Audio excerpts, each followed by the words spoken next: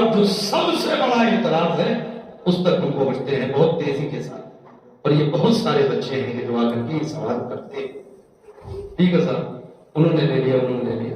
امیر المومنین کو تو حکومت ملی تھی, انہوں نے اپنے زمانے میں خدر کیوں نہیں واپس لے لیا؟ صلوات محمد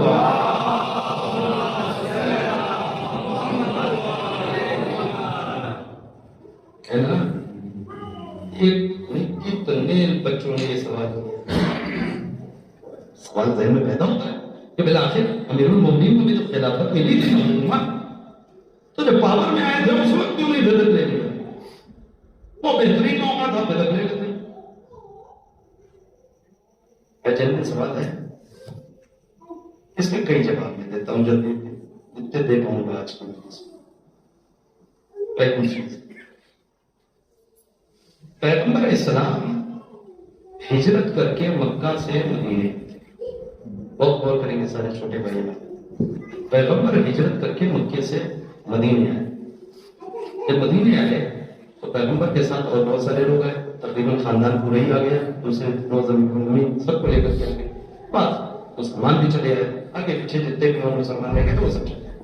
پہلے مجھے اوروں کی پراپرٹی پہ گفتگو نہیں کرنا. پیغمبر جب آئے ہجرت کر کے مکہ چھوڑ کر کے مدینے آئے تو پیغمبر کے پاس کئی مکانات, خاندانی آبائی, بہت یعنی خود ہاشم کا خاندان, پیغمبر کا جو خاندان ہے وہ ایک مالی تو فیملی ہے نا رسول اللہ کی. یہ لوگ کوئی بھوکے لوگ نہیں ہیں, مکے کے دوسرے خاندان گھرانوں جیسے. ٹھیک ہے, خود جناب عبداللہ کا مکان رسول اللہ کے پاس ہے, خود پیغمبر جس مکان میں رہ رہے ہیں وہ مکے میں ہے. توجہ کریے, یہ سارے مکانات چھوڑ کر کے آ رہے ہیں مکے سے مدینے. ان سب کے علاوہ پیغمبر کے پاس بہترین ایک مکان ہے جناب خدیجہ کا مکان ہے. جیسے یہ مکان بیست کے بعد نہیں بنا, چونکہ جناب خدیجہ عرب کی مالدار ترین خاتون, آپ خود تصور کریں کہ ایسی مالدار خاتون اس کے ہزاروں نوکر چاکر اور کنیزیں اس کے ساتھ رہتی ہوں, اس کا مکان کتنا بڑا ہوگا. ہر بڑا تاجر جس سے قرض لے کر کے تجارت کرتا ہو اس کا مکان ہوگا کیسا. یہ مکان کہاں گیا؟ جناب خدیجہ اس دنیا سے چلی گئی. اس مکان میں حصہ کس کا ہے؟ رسول اللہ کا شوہر کے ناطے, چونکہ زوجہ کی پراپرٹی میں شوہر کا حصہ بالکل ویسے ہی جیسے شوہر کی پراپرٹی میں زوجہ کا حصہ ہے. دوسرے جناب فاطمہ زہرا ایک بیٹی چھوڑ کے گئی ہے جناب خدیجہ, یعنی باپ بیٹی کا یہ مکان ہے, تو اپنے خاندان کے جو مکانات ہیں چھوٹے وہ جناب خدیجہ کا بہترین محل جیسا جو مکان ہے وہ سب چھوڑ چھاڑ کے مدینے آ گئے. جب مدینے آ گئے تو اور بھی جو مسلمان آئے تھے ان سب گھر خالی کر کے آئے نا. اچھا ایسا نہیں کہ مہینے دو مہینے کے لیے گئے, تو گئے نا ہجرت کر کے یہاں سے, تو کفار کے ان سارے گھروں کے اوپر قبضہ کر دیا. جنگیں ہوتی رہی, مکے سے لوگ آتے رہے, جنگ ہوتی رہی, ایک کے بعد ایک, ایک کے بعد ایک. 8 ہجری آئی کہ مکہ فتح ہو گیا. 8 ہجری میں مکہ فتح ہوا. رسول اللہ فاتح کی حیثیت سے مکے میں داخل ہوئے, 10,000 کا لشکر لے کر کے مکے میں آ رہے رسول اللہ. یعنی اتنی بڑی تعداد, اتنی بڑی فیگر ابھی تک مسلمانوں کے پاس آئی ہی نہیں تھی, نہ کسی جنگ کے میدان میں اور نہ کسی اور حملے کے موقع پر. سب سے بڑی تعداد ہے مسلمانوں کی 10,000. ان 10,000 لوگوں کو لے کر کے رسول اللہ اب جب مکے میں داخل ہو رہے ہیں تو مکے والے گھر بار چھوڑ چھاڑ کے بات کرتے ہیں, جس کو جہاں جگہ کیوں, اس لیے کہ اپنے سارے ظلم یاد تھے کہ ہم نے ان کو کیسے ستایا, کیسے پریشان کیا, کیسے ان کو وطن چھڑوایا, اور جانے کے بعد بھی کیسے جنگوں پہ جنگیں لاتی وغیرہ وغیرہ. یہ ساری کارستانی جس کے سامنے ہو وہ سمجھ رہے کہ آج جب انہوں نے فتح کیا ہے تو اب تو گن گن کر کے بتا دیں گے. اور مشکل یہ تھی کہ جان بچانے کے لیے جہاں جس کو جگہ مل رہی بچا رہا. دوسری طرف جو مسلمان داخل ہو رہے ہیں ان کے دل میں بھی درد ہے, عقیدے اٹھائیے نا, تو یہ تو جذبات کے ساتھ ہے. آج جو ملے گا اس کی گوٹیاں اڑا دیں, آج تو کاٹ کے رکھ دیں. یہ 10,000 کا لشکر اس طرح کی نعرے بازی کرتا ہوا داخل ہو رہا مکے میں. آپ ذرا مکے کا تصور خود کریں. نہ معاملے دیکھ سکتا ہے نہ کوئی تصویر ہے کہ جو آپ کو دکھائی جا سکتی. اب سوچنے کی حالت کیا ہوگی. بہت توجہ. پیغمبر کے کانوں تک جب یہ بات پہنچی تو پیغمبر رحمت اللہ علیہ نے کیا کہہ رہے ہیں آج گوٹیاں کرنے لگے ہیں.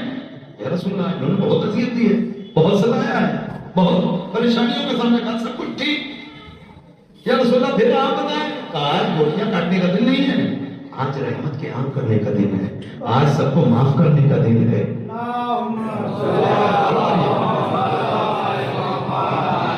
طاقت کا شکریہ ہی یہ ہے کہ طاقت ملنے کے بعد اپنے مجرم کو معاف کر دیا ہے.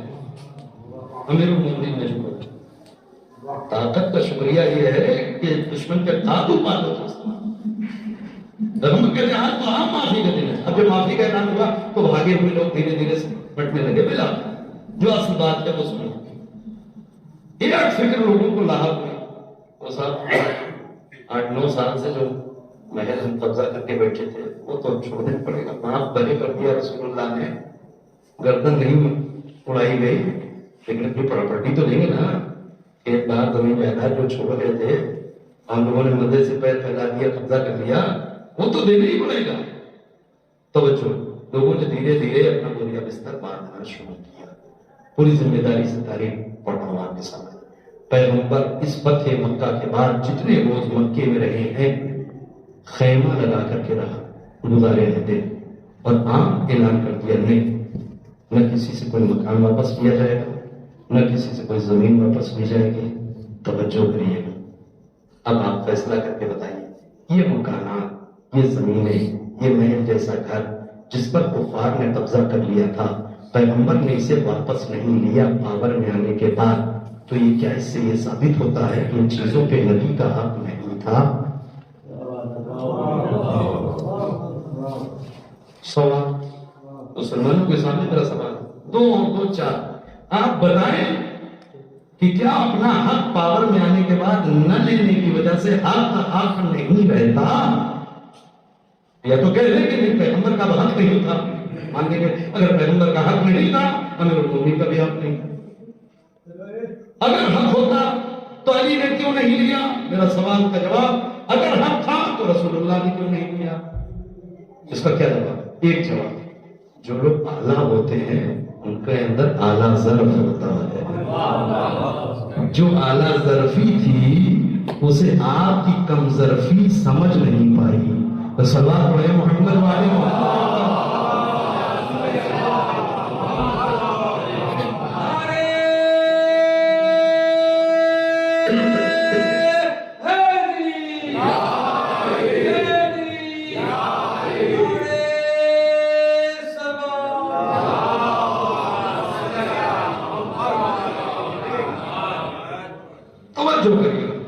تو پہلا جواب تو یہ, آپ اس کا جواب دیجئے, ہم اس کا جواب دیں. جو آپ اس کا جواب دیجئے گا وہی جواب ہم مقدمہ خدر میں دے دیں گے آپ کو. ایک جواب. دوسرا, علی نے اپنی زندگی میں کیوں نہیں لیا, اپنی حکومت کے زمانے میں کیوں نہیں لیا؟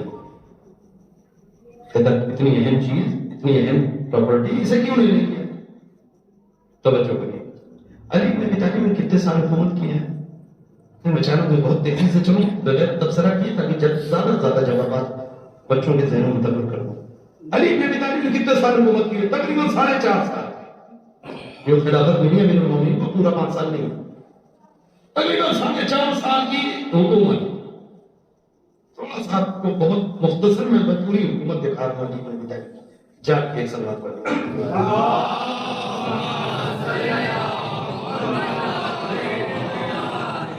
بہت توجہ کریں. علی ابن ابی طالب کے ہاتھوں میں جب بیعت ہوئی تو یہ جو مجمع آیا ہے علی ابن ابی طالب کے پاس بیعت کرنے کے لیے علی ابن ابی طالب کی, یہ مجمع کون ہے؟ میرے چھوٹے بھائی اور بچے اور نوجوان تو تھوڑا سا نکلنا ہے. یہ مجمع کون ہے؟ دودھ کے دھلے لوگ ہیں, نیک لوگ ہیں, سادے لوگ ہیں, علی کو ایمان سمجھ کے ہونا. یہ ابھی ابھی وقت کے خلیفہ کو قتل کر دیا. یہ بھیڑ کہاں کی ہے؟ وہ کہ جس نے ابھی ابھی موجودہ خلیفہ کو قتل کیا ہے اور اب وہاں سے مڑے ہیں علی بن ابی طالب کے دروازے پہ، سب آپ بیعت کر لیجیے، آپ خلیفہ ہو جائیں، ٹھیک ہے نا؟ امیر المومنین اس لیے اس بھیڑ سے دور ہو رہے ہیں، نہیں مجھے تمہاری حکومت کی کوئی ضرورت نہیں ہے، اتنا پریشر، یہاں تک کہ امام نے کہا کہ نہیں میں ٹھیک ہے، میں باہر رہتا ہوں، کبھی میرے مشورے کی ضرورت ہو، میری مدد کی ضرورت، میں مدد کرتا ہوں، مگر میں خلافت نہیں، ثواب لے لیجیے۔ اتنا پریشر، پڑھے نجم البلاغہ میں المومنین نے اس کا نقشہ کھینچا ہے، تو مجھے خطرہ ہوا حسنین کی جان کا کہ اب مزید انکار کی گنجائش نہیں باقی بچی، بھائی فورس امیر المومنین کے سامنے مجمع آپ کو لینی پڑے گی، بہت توجہ کری ہوئی، بالکل ابتدا دیکھا، امیر المومنین نے حکومت کو قبول کر دیا۔ جس وقت یہ واقعہ پیش آ رہا ہے، یعنی موجودہ خلیفہ کا قتل ہو رہا ہے اور ان کے ہاتھوں میں بیعت ہو رہی ہے، اس وقت ام المومنین ہے مکے، ام المومنین مکے انہیں خبر پہنچتی کے ساتھ وہ جو خلیفہ تھے انہیں لوگوں نے قتل کر دیا، بہت خوش ہو، چونکہ یہ سایہ کرتی تھی ان کو کسے قتل کر، جلدی مکے سے بوریا بستر باندھا کہ اب چلنا چاہیے مدینے، نکلی، تھوڑا سفر طے کیا تھا کہ دوسری خبر ملی ایسا کو علی تو خلیفہ بن گئے، یہ اس سے زیادہ خبر ہو گیا، آگے مدینے کی طرف جانے کے بجائے انہوں نے واپس خاتمہ موڑ دیا، پھر مکے گئے، یہ تو اور جلد ہو گیا، تب علی کے ہاتھ میں حکومت، واپس چلے گئے۔ ادھر دو لوگ تھے کہ جو علی کے پاس مجمع لے کے آئے تھے، انہیں جب علی بن ابی طالب سے کوئی بہت بینیفٹ نظر نہیں آیا کہ مجمع لے کے آئے، حکومت بنوائی، سمرتن کیا، مگر میں یہاں کی گورنری دے رہے ہیں، وہاں کی دے رہے ہیں، وہاں کی دے رہے ہیں، ان سے کچھ ملنے والا نہیں، انہوں نے علی سے بہانہ کیا اور سیدھے نکلتے مکے میں ملاقات ہوتی، کیا کیا جائے، علی اگر رہے تو جینا مشکل ہے، نظام عدل میں زندگی گزارنا ظلم کے نظام میں جینے سے زیادہ سخت ہے، خدا چاہیے کہ اگر اسے موضوع بنا دیا جائے تو گھنٹوں کی فکر ہمیں سوچتی ہے۔ آج جو ہم بہت آسانی سے کہتے ہیں مولا آ جائیں، دنیا میں ظلم ہی ظلم ہے، ظلم ہی ظلم ہے، آپ آئے تو نظام عدل قائم ہوگا، جی یقیناً قائم ہوگا، مگر ایک بات بتائے دیتا ہوں، تاریخ گواہ ہے، ظلم کے نظام میں جینا آسان ہے، عدل کے نظام میں جینا مشکل ہے۔ کتنی الٹی بات کر رہا ہوں، کتنی الٹی بات، کیوں؟ اس لیے کہ ہم یہ سمجھتے ہیں کہ وہ آنے والا جب عدالت کرے گا دوسروں کے ساتھ کرے گا، ہمارے ساتھ نہیں کرے گا، اور سب ظالم ہیں سوائے ہمارے، کیونکہ ابھی ہم نے ظلم کی ڈیفینیشن نہیں سمجھی۔ اچھے لوگ کہ جو اس سے پہلے کی 25 سال کی حکومت میں ظلم میں جی رہے تھے، انہیں پرابلم نہیں ہوئی، وہ علی کی 4.5 سالہ حکومت جو عدالت کے ساتھ قائم ہوئی، اس میں پرابلم ہو گئی، نہیں جی پائے، کیوں؟ مزاج عدل پسند آنا نہیں تھا، جو ہم کہہ رہے ہیں کہ آ جائیے، یہ بہت آسان نہیں ہے، اس کے آنے سے پہلے عادل مزاج بننا پڑے گا، عدل کو برداشت کرنے کی قوت پیدا کرنی پڑے گی۔ فرار ہوئے گئے، مل گئے، کیا کیا جائے گا؟ فوج اکٹھا کی جائے، کہاں سے لائیں گے فوج؟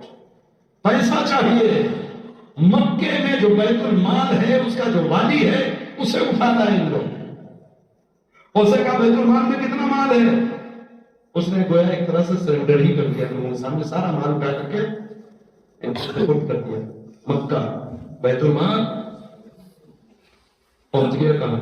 توجہ کریے، یمن میں امیر المومنین کے نے تبدیل کر دیا تھا تب تک، عثمان ابن حنیف وہاں کے گورنر، وہاں پہنچے، ان لوگوں سے کہا کہ ہمیں چابی دیجیے، آپ بیت المال کیوں؟ امیر المومنین مجھے امین بنائے، میں نہیں دے سکتا، ان بیچارے کو مارا پیٹا، زد و بہت کیا، یہاں تک کہ داڑھی کے بعد تک نوٹ ڈالے، اور وہاں سے سارا خزانہ لوٹ کر کے مکے پہنچ گیا۔ پیسہ چاہیے، بجٹ، فوج تیار کرنے کے لیے، اسلحہ لانے کے لیے، کیا ہوگی یہ فوج؟ علی کے خلاف کھڑی ہوگی۔ ادھر شام میں حاکم شام وہ مکر گیا کہ میں علی کا نمائندہ نہیں ہوں، کیونکہ میں خود خلیفہ ہوں، وہ ایک پیسہ دینے کے بجائے وہ سارے بیت المال میں وہ الگ قبضہ کیے بیٹھے، علی ابھی حکومت میں آئے ہیں اور یہ کنڈیشن ہے، دیکھیں توجہ کریے، فوج ایک تیار ہوتی ہے، بصرہ اس کے خزانے کو لوٹا، امیر المومنین فوج لے کر کے بصرہ کی طرف جاتے ہیں، ادھر سے فوج آتی ہے، بالآخر جنگ جمل ہوتی، کئی مہینے کی معاملہ ہے۔ علی ابن ابی طالب ابھی خلافت ملی ہے اور یہ صورتحال ہے، یہاں تک کہ عثمان ابن حنیف جب لوٹ کے آئے ہیں تو امام نے ماحول کو تھوڑا ٹھنڈا کرنے کے لیے مذاق کیا۔ عثمان نے تو انہیں بھیجا تھا، اس وقت جوان نہیں تھے، لوٹے ہو تو جوان کیوں لوٹے؟ داڑھی نوچی جا چکی ہے، میرے داڑھی کیا ہے تو جوان ہو گئے۔ بہت غصے میں جناب عثمان امام نے ٹھیک خاموش ٹھنڈے مزاج سے جذبات میں آ کے فیصلہ نہیں کرنا۔ ادھر حاکم شام نے چڑھائی کی تھی، 1.5 سال یعنی 18 مہینے تقریباً جنگ سجین ہوتی ہے، 4.5 سال میں یہ 1.5 سال تو آپ یوں ہی باہر نکال دیے، 3 سال، اس 3 سال میں جنگ زمن کا زمانہ مہینہ، اس کے بعد اس سے ذرا سا فرصت ملتی ہے تو جنگ نہروان، وہ کئی مہینے میدان میں، اس بیچ میں ذرا سی جگہ موقع ملتا ہے سانس لینے کا امام کو، تو اس میں یتیموں کو دیکھنا ہے، بیواؤں کو دیکھنا ہے، غریبوں کو دیکھنا ہے، لوگوں کی ضروریات کو پورا کرنا ہے، بیٹھ کر کے فیصلے کرنے ہیں، مقدمے نپٹانے ہیں۔ 13 رمضان کو امیر المومنین جنگ نہروان فتح کر کے کوفے میں آتے ہیں اور 19 رمضان کو امام کے سر پہ ضربت لگاتے ہیں۔ اس حکومت کی اس صورتحال میں آپ کیا ایکسپیکٹ کرتے ہیں؟ علی بن ابی طالب سارے ضروری کام چھوڑ کر کے پہلے فدق کا مسئلہ نپٹا دیتے۔ یہ دنیا کا کوئی حاکم ہے کہ جب حکومت ملی تو اپنے سارے پرانے مقدمے پہلے نپٹا دیے جائیں، اپنے اوپر لگے چارجز سال پہلے صاف کر دیے جائیں۔ یہ ہندوستان کا کوئی نیتا ہے، دنیا کا کوئی قائد ہے، ذرا سا پاور ملا ہے تو پہلے اپنے جھگڑے صاف کر دیے جائیں۔ یہ چاہتے ہیں علی بن ابی طالب سے، یہ جو آپ کہہ رہے ہیں کہ حکومت ملی تو کیوں نہیں لے گیا، یہ جو ملی ہے حکومت اس کی صورتحال ہے۔ 2 صلوات علی محمد والے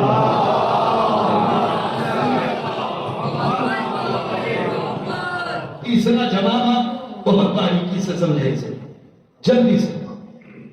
فاطمہ زہرا کی یہ ملکیت ہے، صدیقہ طاہرہ کی ملکیت ہے نا۔ اب فاطمہ اس دنیا میں نہیں ہے، اور جب اس دنیا میں نہیں ہے تو اب اس پراپرٹی میں کس کا امام حسن حسین کا ہے، جناب زینب و ام کلثوم کا ہے، اور شوہر کے ناطے خود امیر المومنین کا حصہ ہے، کیونکہ فاطمہ کی میراث ہے۔ فاطمہ کی میراث کس میں بٹے گی؟ 2 بیٹے 2 بیٹیاں 1 شوہر، تو خود اس میں حصے دار ہیں 1۔ تو توجہ کریے گا تو بات سمجھ میں آئے گی، بچوں سے کہہ رہے ہیں، خود اس پراپرٹی کے شیئرر ہیں، خود امیر المومنین حصے دار ہیں 1۔ دوسرے انہی کے بچے مالک ہیں، تو باپ کی حیثیت سے اور اولا بالتصرف امام کی حیثیت سے وہ سارے حقوق بھی علی ابن ابی طالب کے پاس۔ توجہ کریے، اب اگر علی اپنی حکومت کے زمانے میں اس فدق کو لے لیتے، غور کیجئے گا، لے لیتے تو اس لے لینے سے خلیفہ اول کی بات صحیح ہو جاتی۔ سوچئے کیسے؟ ایسے صحیح ہو جاتی کہ کون یہ فرق کر کے بتاتا کہ علی نے جو فدق واپس لیا ہے یہ مالک کی حیثیت سے لیا ہے یا خلیفہ کی حیثیت سے لیا ہے؟ دشمن یہ کہہ کے جا چکا ہے کہ جو خلیفہ ہوگا وہ اس کے اپنے فدق کو اپنے کنٹرول میں رکھے گا۔ تو آج مسلمان یہی کہتے ہیں کہ جو کام انہوں نے کیا تھا وہی تو علی نے کر دیا۔ پھر سلوات پڑھیں محمد والے۔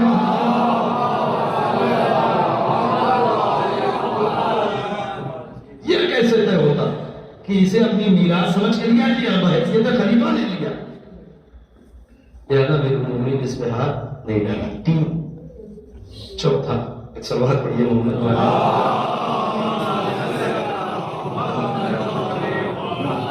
تک تو نہیں ایک اور سلوات مدر محمد۔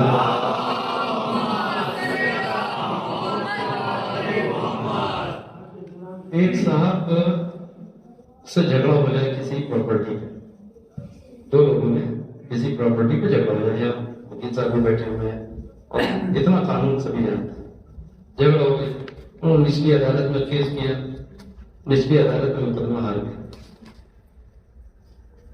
تو جو ہارا اس نے اٹھا کر کے اس کیس کو سپریم کورٹ میں دائر ظاہر جیتنے والا تو نہیں کرے گا، ہارنے والے کرے گا.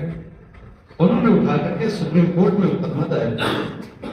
سپریم کورٹ ابھی اس مقدمے کو دیکھ رہی ہے، ابھی اس نے کوئی ججمنٹ نہیں دیا ہے. ابھی سپریم کورٹ کی ٹیبل پہ مقدمہ ہے، ابھی فیصلہ نہیں.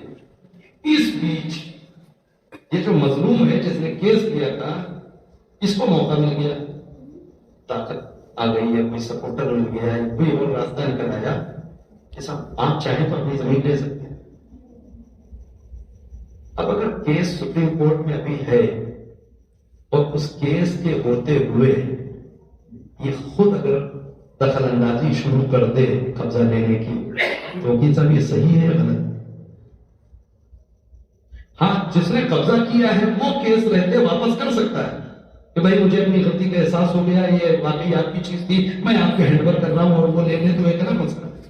لیکن اس کے علاوہ کوئی راستہ بن جائے کہ ابھی ہم نے کیس بھی دائر کیا ہے سپریم کورٹ میں، وہاں سے فیصلہ بھی نہیں ہوا اور ادھر موقع مل گیا.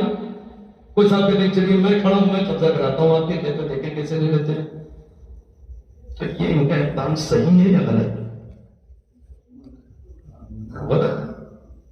توجہ کریے. اب فدق آپ خطبہ فدق پڑھیے جناب فاطمہ زہرا کا، آخر آتے آتے یہیں پہ ختم ہوتا ہے. کہتی اچھا تم نے ساری گواہیاں ہماری رد کر دی، ساری دلیلیں تم نے نہیں قبول کی، تو اب میں اس مقدمے کو خدا کے سپرد کرتی ہوں. جو قیامت کے دن کا میں بھی انتظار کر رہی ہوں، تم بھی انتظار کرو. ایک دن آئے گا کہ جو فیصلے کا دن ہے، اس دن وہ خدا ہمارے اور تمہارے درمیان فیصلہ کرے گا. اس دن پتہ چلے گا کہ اس کا واقعی مالک کون تھا. تو یہ فاطمہ کر کیا رہی ہیں؟ نیچے زمینی عدالت سے مقدمہ ہارا تو سپریم کورٹ میں دائر کر دیا. تو جو مقدمہ سپریم کورٹ میں پہنچ چکا ہے، اب اگر علی کو موقع ملا تو علی نے کیوں نہیں لیا؟ اس لیے نہیں لیا کہ ہم جیسے تھوڑی ہیں کہ جب ہار جاتے ہیں تو اللہ پہ چھوڑ دیں. انہوں نے اگر اللہ کے سپرد کیا ہے تو خلوص سے کیا ہے. اب یہ فیصلہ اللہ ہی کرے گا. سلوات پڑھیں محمد والے.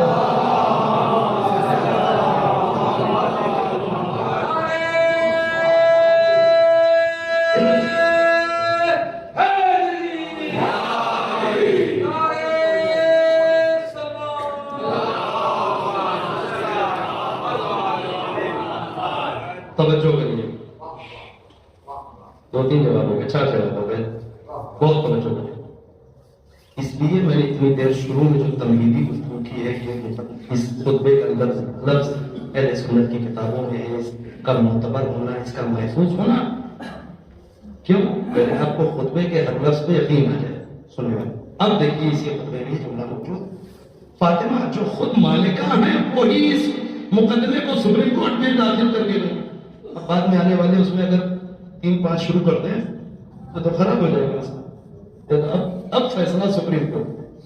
4 آخری وعدے کے بعد 5واں جواب دے دیجیے. آپ یقین مانیے کہ یہ جملہ شہزادی جو کہہ کے چلی گئی، اس کی لاج ہر امام نے رکھی. بعد میں آنے والے بہت سے خلفاء ایسے تھے جنہوں نے ائمہ کو بلا بلا کے فدق دینے کی کوشش کی اور ائمہ نے اس سے دامن چھوڑا. نہیں ہم نہیں دے رہے. عجیب بات. آپ تو کہہ رہے کہ امیر المومنین نے کیوں نہیں لے لیا؟ ارے علی کے بعد جو خود حکومتیں آئی ہیں، ان لوگوں نے بلا بلا کر کے اولاد علی کو دیا ہے. پوری ذمہ داری سے کہہ رہے ہیں تاکہ اپنے بزرگوں کے دامن پہ لگے ہوئے داغ کو دھلا جا سکے.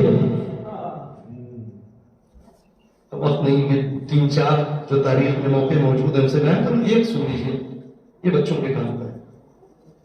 7ویں امام موسیٰ کاظم علیہ السلام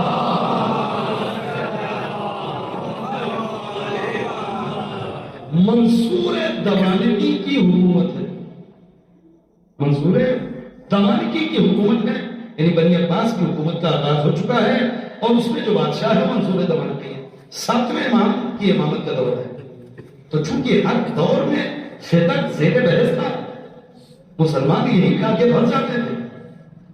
فاطمیون سے، علیویون سے، شیعوں سے سب کچھ تو نکال لے جائے، مگر ماننا جب جناب فاطمہ پہ پہنچے تو پہنچے. یہ گلے کی ایسی ہڈی کی نوبت جا رہی ہے نیچے جا تو کوشش میں لگے رہتے تھے کسی طریقے سے پلہ جھاڑ دیا جائے. اب منصور دمانکی نے ساتھ امام کو بلایا، بڑا ہوا دربار، اس نے سوچا کہ آج یہ کام ختم کر دیتے ہیں۔ یہ واقعی فدق جھگڑا بلا میں چلا رہا، توجہ کریں گے بچے، امام کو بلایا بڑے ہوئے دربار میں، امام صاحب وہ بہت پرانا ایک جھگڑا چلا رہا ہے اور وہاں فدق فاطمہ زہرا مانگنے گئی تھی، انہوں نے نہیں دیا، ایسا کرتا ہوں کہ آپ بتائیے، آپ وارث ہیں نا فاطمہ زہرا کی اولاد، وارث ہوں، آپ بتائیے آپ کا فدق کتنا بڑا تھا، میں دے دوں۔ احتجاج تبرسی میں علامہ تبرسی نے اس کا لکھا ہے، اور کوئی بہت ساری کتابیں، آپ بتائیے امام نے کہا نہیں، تم سے کس نے مانگا؟ جس نے مانگا تھا وہ بھی اللہ کے پاس ہے اور جس نے نہیں دیا تھا وہ بھی اللہ کے پاس ہے، تم کیا ہے اس مقدمے کا فیصلہ کرنا چاہتے ہو؟ نہیں، میں چاہتا ہوں کہ آپ کا ہاتھ دلا دیا جائے۔ اس میں بہت ساری باتیں، ایک تو بزرگوں کے دامن سے دانت صاف ہو جائے گا، دوسرے اپنا کالر کھڑا ہو دیکھیے، ان سے بھی بڑے باصلاحیت آدمی آئے کہ انہوں نے دیکھیے فدق اٹھا کر کے دیکھیے، ہماری جے کار ہوگی، ہم گویا ایک احسان کریں گے پوری قوم کے اوپر، انکار کرتے ہیں، اب سامنے مچاتے ہیں کیا اچھی بات نہیں ہے، وہ دے رہا تو لینا چاہیے نا۔ اچھا ہم بھی ہوتے تو یہ سوچتے تھوڑا موقع سے مل رہا ہے تو لینا چاہیے۔ آپ بتائیے کہ فدق کتنا بڑا تھا؟ اس دن میں نے آپ کو بتایا تھا فدق کتنا بڑا تھا نا، خیبر کے پاس پورا ایک علاقہ ہے جو فدق ہے، لیکن کل ملا کے ایک علاقہ ہی ہے نا۔